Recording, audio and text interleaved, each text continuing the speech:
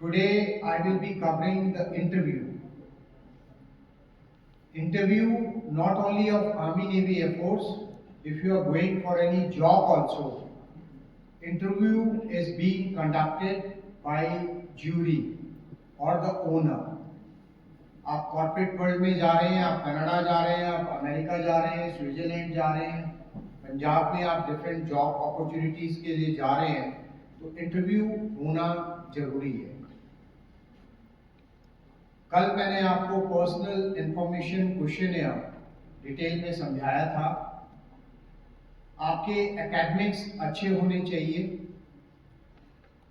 अगर एकेडमिक्स अच्छे नहीं है तो आपका रुझान गेम्स एंड स्पोर्ट्स की तरफ होना चाहिए। अगर वो भी नहीं है तो एक्स्ट्रा कोकुलर एक्टिविटीज, जो स्टेज के ऊपर काफ़ी एक्टिविटीज होती हैं, उसमें आप स्टेट लेवल, डिस्ट्रिक्ट लेवल में होने चाहिए। इंटरव्यू में पूछा जाता है कि आपका फिर रुझान कहाँ था, आपका एनर्जी कहाँ गया। एकेडमिक्स में you are not good, games and sports you are not good, extra curricular activities you are not good, then where your energy was going, that is being asked. फिर जो कैरियर आप choose करने जा रहे हैं, चाहे वो कॉर्पोरेट वर्ल्ड है या किसी कंपनी को आप ज्वाइन करना चाहते हैं, वो ऑर्गेनाइजेशन करता क्या है, और उसमें अगर आप ज्वाइन करते हैं तो आप कैसे कंट्रीब्यूट करेंगे उनके प्रोडक्शन को, उनके काम को, उनकी एफिशिएंसी को, आप कैसे उसमें बढ़ोतरी करेंगे, ये सवाल होते हैं।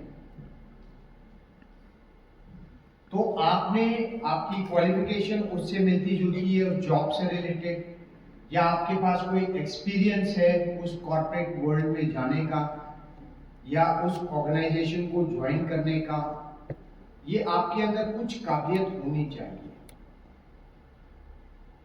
तो इंटरव्यू आपको लाइफ में देना ही होगा। और जब भी हम क्लास 1, क्लास 2, क्लास 3 एम्प्लॉय के लिए होते हैं, तो जो मैनेजर हैं, जो ओनर हैं, वो आपसे कुछ समय के लिए बातचीत करेंगे और ये देखेंगे कि आपकी काबिलियत है और आप ऑर्गेनाइजेशन को अच्छे से शोल्डर टू शोल्डर मदद कर पाएंगे प्रोडक्शन में, और जो भी आपका काम, जो भी आपकी चार्ट ऑफ ड्यूटी है, आपके पीछे के एक्सपीरियंस को ध्यान में रखते हुए ये सवाल पूछे जाते हैं। आर्मी, नेवी, एयरफोर्स में पर्सनल इंफॉर्मेशन क्वेश्चनर होता है, जो कल मैंने आपको दिखाया था। आज इसमें मैं डिटेल में चर्चा करूंगा। तो आपने ये देखना है कि हमारी काबिलियत क्या है। अगर आप पेज नंबर 1 देखेंगे ऑफ PIQ फॉर्म, इसमें जो ऊपर का डाटा है उसमें आपका UPSC नंबर, रोल नंबर, कौन सा SSB बोर्ड है, सर्विस सिलेक्शन बोर्ड, आपका चेस्ट नंबर क्या है, ये रिक्वायरमेंट होती हैं। उसके बाद आपका नाम क्या है, नाम का मीनिंग क्या है, नाम का एक अर्थ होता है, तो वो अर्थ आपको पता होना चाहिए। आपके पिताजी, माताजी, उनके नाम का अर्थ, आपके जो सिबलिंग हैं, ब्रदर सिस्टर, उनके नाम का अर्थ। जब भी हम बच्चे का जन्म होता है तो उसको किसी देवी देवता, रिलीजन, उनसे या जो नेचर की पावर्स हैं उसके से कनेक्ट करते हुए उस बच्चे का नाम रखते हैं इन ऑल रिलीजन। तो आपको मीनिंग का नाम पता होना चाहिए।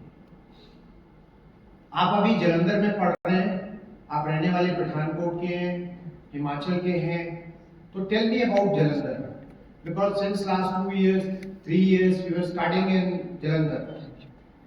So I should be knowing the historical thing about Jalandhar. और Jalandhar का नाम Jalandhar क्यों पड़ा? YouTube में ढूंढिए, पता कीजिए। आपका जो डिस्ट्रिक्ट है, परमानेंट एड्रेस, उसके बारे में आपको पता होना चाहिए। What I am searching, historical things, historical, खाने पीने की चीजें नहीं, हिस्टोरिकल। तो जो 500 साल पुरानी है, 1000 साल पुरानी है, उन चीजों को उसके साथ आपने कनेक्ट करना है। जहां आप अभी हैं जलंधर, उसके बारे में जाने, डीएवी यूनिवर्सिटी के बारे में जाने। डीएवी यूनिवर्सिटी कब इस्टेब्लिश हुई, कितने स्टूडेंट हैं, कितने फैकल्टी मेंबर हैं, आपने जो फैकल्टी ली है वो क्यों ली है? क्योंकि आपने सोच के ही लिया होगा कि कैरियर में मैं इस जगह जाऊंगा। ये तो नहीं है कि बिना फोरसाइट एंड विजन के कि अगले 6 साल में मैं कहाँ होऊंगा। आपने ग्रेजुएशन, पोस्ट ग्रेजुएशन तो नहीं कर रहे हैं। There is a aim behind it, so we should be knowing this. तो आपका जो परमानेंट एड्रेस है उसके बारे में, जो प्रेजेंट आपका एड्रेस है उसके बारे में, जहां मैक्सिमम नंबर ऑफ इयर्स आप रहे हैं उसके बारे में ये पता होना चाहिए। और अलग अलग स्टेशन में जहां भी आप 6 महीने से ज़्यादा रहे हैं उसके बारे में पता होना चाहिए। और इन सभी स्टेशनों में सबसे स्टेशन अच्छा आपको कौन सा लगता है? नाउ इसके बाद हमारा है, आप कौन से स्टेट के हैं, डिस्ट्रिक्ट के हैं, आप रिजर्वेशन कोटे के हैं, आपकी लैंग्वेज क्या है। Basically we want to see, because Punjabi है तो थोड़ा कम्युनिकेशन आपका इंग्लिश में कमज़ोर होगा, ये तय है। हिंदी है तो भी इंग्लिश कमज़ोर होगी। लेकिन अगर आपका मीडियम सीबीएसई बोर्ड है, आईसीएसई बोर्ड है, तो नेचुरली आपकी इंग्लिश कंपैरेटिवली अच्छी होगी।